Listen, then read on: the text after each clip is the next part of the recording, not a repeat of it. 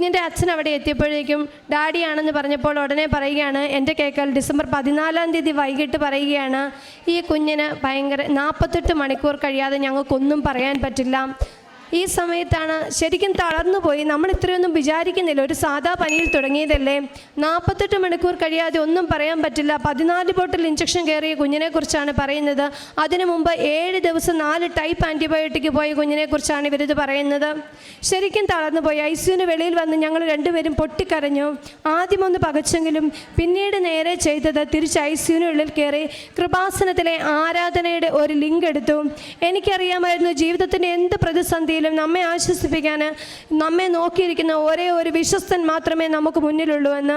പരിശുദ്ധ കുർബാനയുടെ ആരാധനയുടെ ലിങ്ക് എടുത്തു. ആ ആരാധനയ്ക്ക് മുമ്പിലേക്ക് പൊട്ടിക്കരഞ്ഞുകൊണ്ട് രാത്രി 12 മണി സമയം കഴിഞ്ഞു.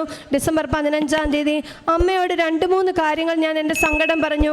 ഒന്നാമതായിട്ട് ഞാൻ പറഞ്ഞു, അമ്മേ മാതാവേ, ഈ സമയത്തിനകം കുഞ്ഞ് മരുന്നിനോട് പ്രതികരിക്കുന്നില്ലാത്തതിനാലും ന്യൂമോണിയ കൂടിയതിനാലും എല്ലാ ഗ്രൂപ്പുകളിലേക്കും, ഇടുക്കി രൂപതയുടെ മുഴുവൻ ഗ്രൂപ്പുകളിലേക്കും ഈ കുഞ്ഞിന് വേണ്ടി പ്രാർത്ഥനാ സഹായം ചോദിച്ചുകൊണ്ട് നിരവധി മെസ്സേജുകൾ നിരവധി വൈദികർ ഷെയർ ചെയ്തിരുന്നു.